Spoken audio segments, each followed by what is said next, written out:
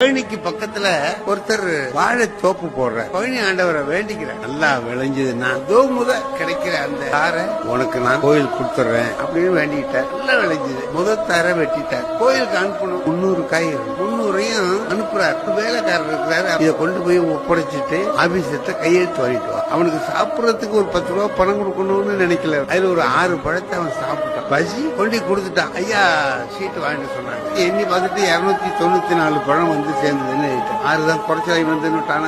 முதலாளிக்கு கோவம் வந்து பழம் குறையுத என்னடா பண்ண நிச்சயா இருந்தது அடிச்சார். தூக்கத்துல முருகன் வர்றான். பா நீ அனுப்புன பழம் வந்து சேர்ந்தது, அருமையான பழம் அனுப்புனது எனக்கு வந்து சேர்ந்தது. வந்துட்டுதா முருகா அப்படின்னு 6 பழமும் அருமையான பழம். 294 என்ன அது எனக்கு தெரியாது. 6 பழம் எனக்கு வந்தது. எது ஏழையுடைய வயிற்றுக்கு போகுதோ அது இறைவனுக்கு போகுதுன்னா. இது போன்ற தகவலுக்கு நம்ம சேனலை சப்ஸ்கிரைப் பண்ணிடுங்க. பக்கத்தில் இருக்க பெல் ஐக்கானை கிளிக் பண்ணி ஆல் ஆப்ஷன் கொடுத்துங்க.